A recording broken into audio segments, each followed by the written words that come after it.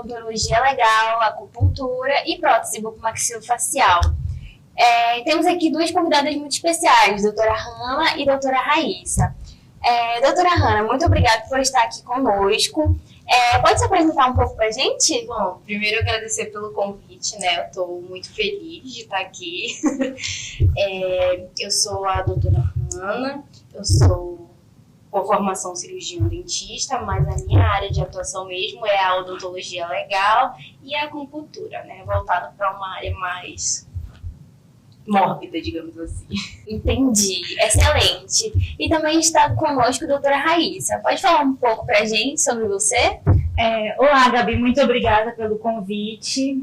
Então, eu tenho duas formações. Eu sou farmacêutica, me formei primeiro em farmácia.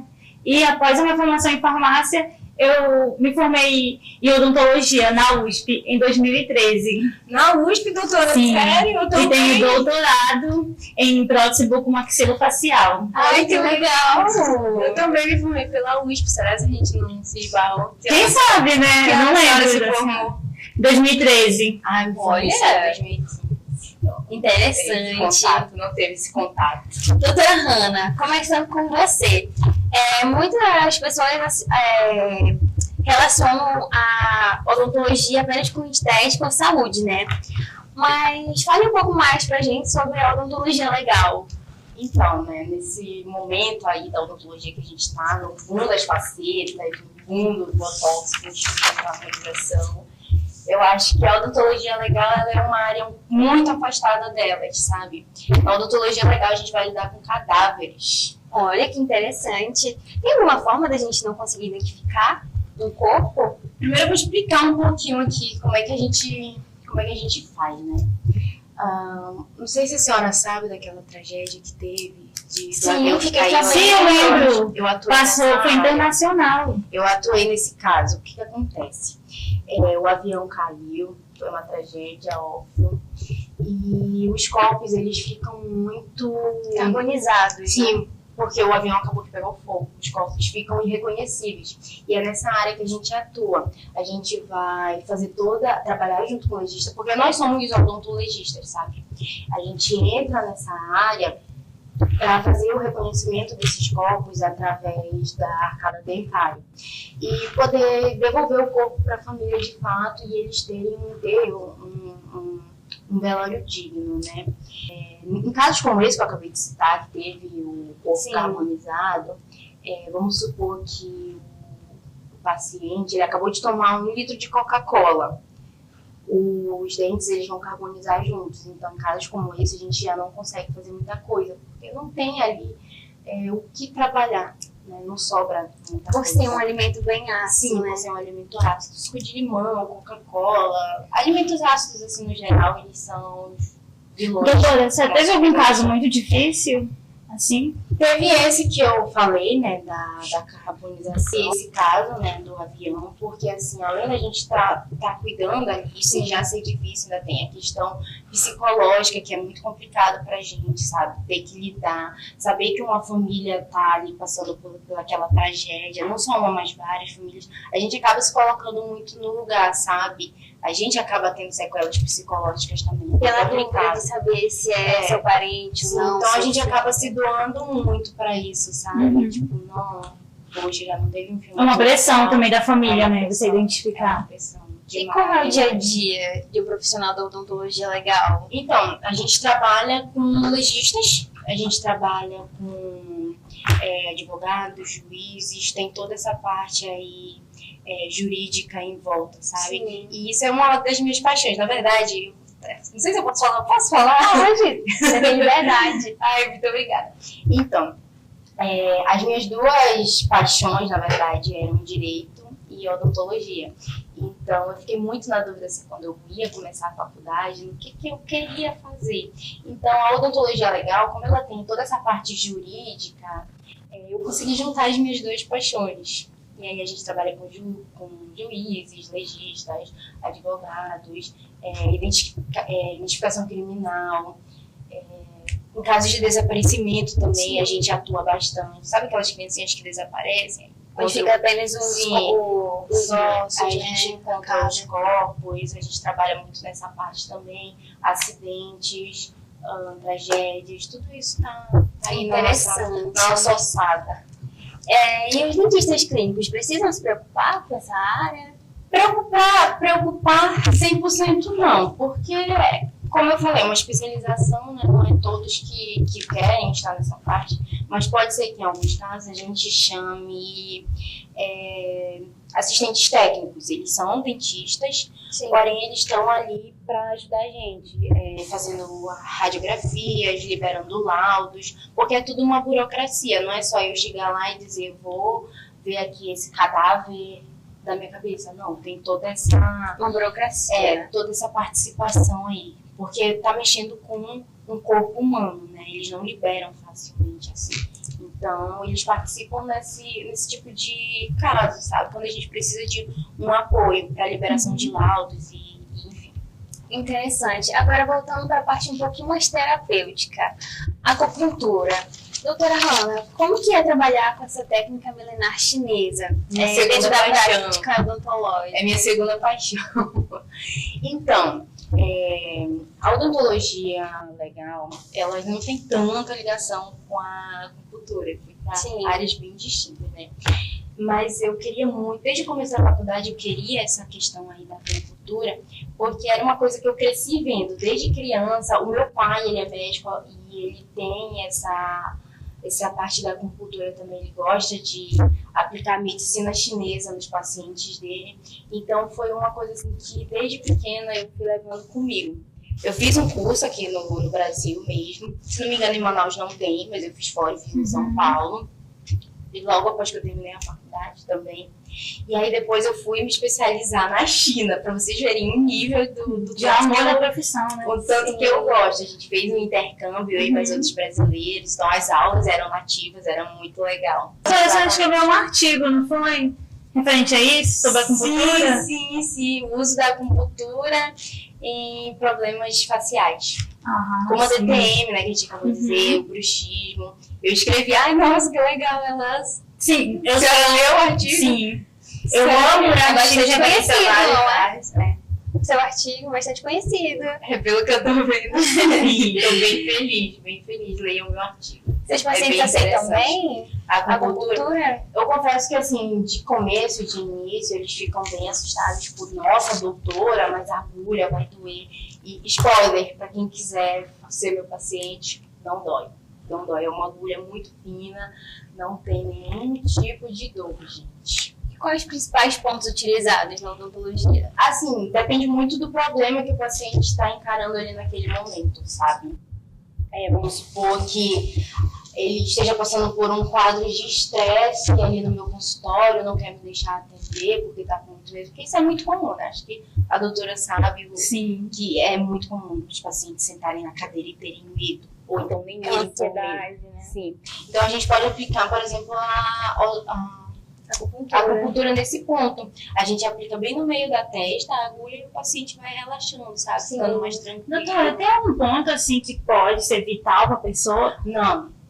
Não, fiquem despreocupados, não existe. A gente aplica em pontos específicos que são bem estudados. Então, não é como se eu fosse perfurar uma artéria e o paciente morrer. No seu artigo você fala sobre isso, né? Sim. Lá na discussão eu explico que não tem esse tipo de problema. Não precisa ter medo. Não precisa ter medo, não tenham medo.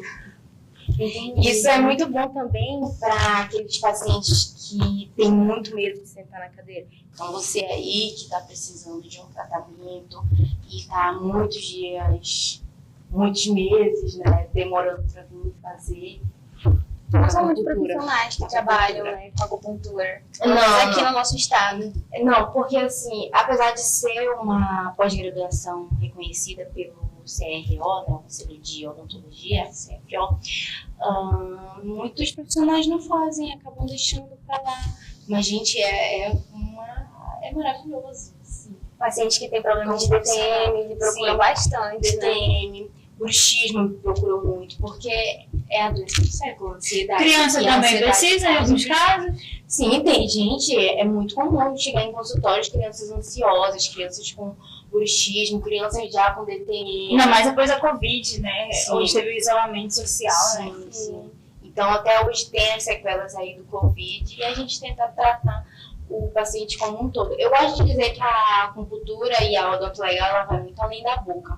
Sim, Né? Ela trata o paciente como um todo.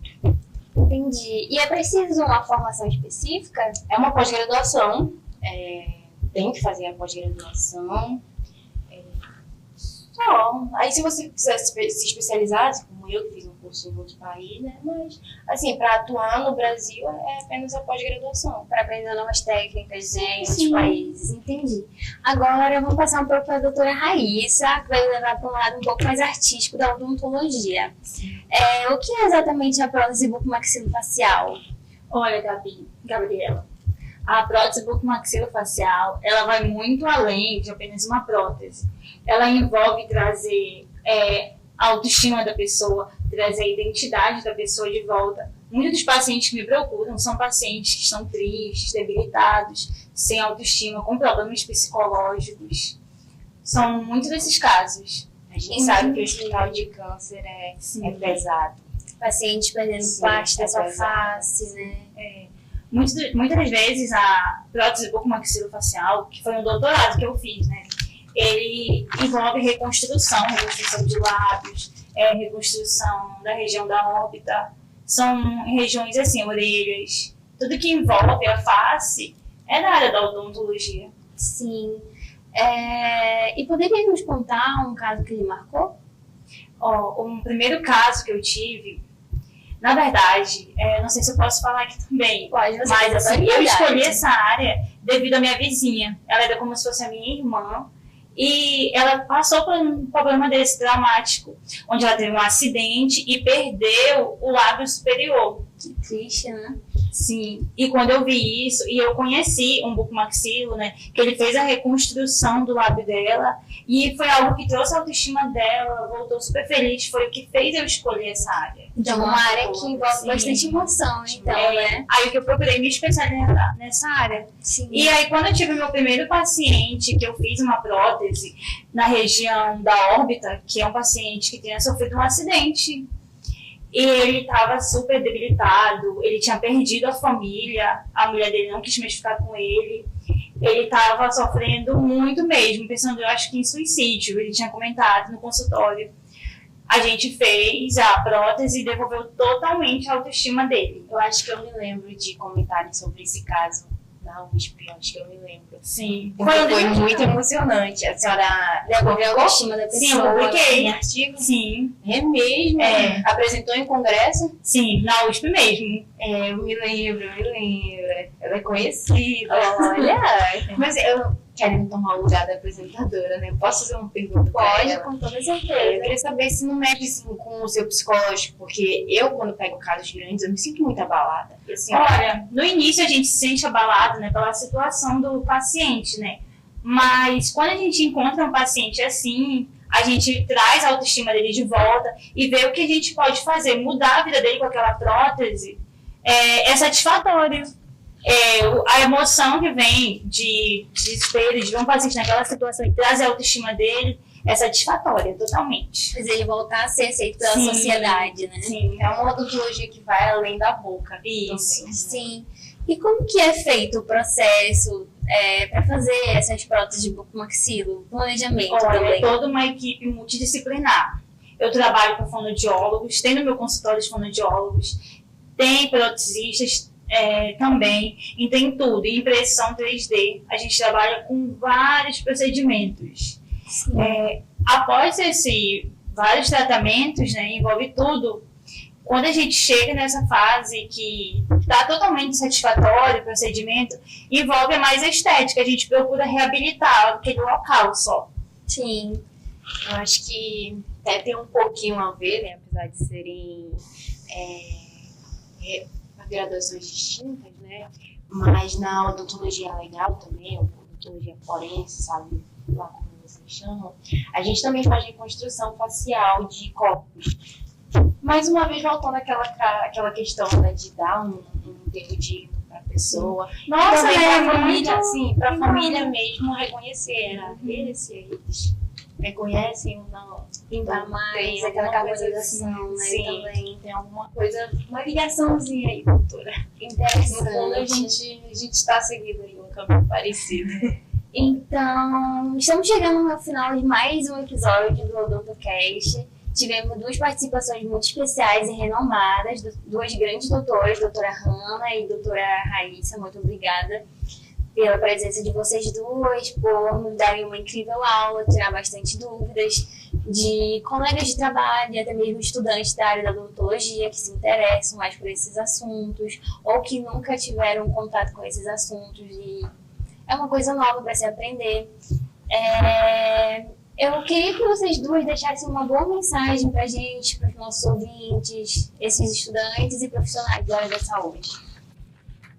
Então, fiquem firmes. Não é fácil, confesso que não é fácil. A graduação ela é um momento muito difícil, a gente pensa em desistir, mas devolver o sorriso e a vontade de viver para os nossos pacientes, ignorando a odontologia legal, tá? Falando como cirurgia dentista mesmo. Devolver a saúde do nosso paciente, devolver a vontade de viver, ver aquele sorriso de agradecimento, não tem coisa melhor do que isso. Isso é um conselho, não desistam. O futuro ele vai devolver para vocês coisas boas. E você, doutora Raíssa? É como a doutora Hannah falou, né? Não desistam. Não é um caminho fácil, mas, assim, busquem o máximo possível de conhecimento dentro da faculdade. O que os professores têm a demonstrar de ensino, pois vocês vão precisar fora, né? E sempre se especializar, como nós, como a doutora Hannah foi para a China, né? Se especializar lá, sempre fazendo isso, buscar conhecimento. Perfeito. Muito obrigada mais uma vez. E você que escutou até aqui, né? Muito obrigada por nos ter acompanhado. E esse foi mais um episódio do OdontoCast. E até a próxima. Muito obrigada.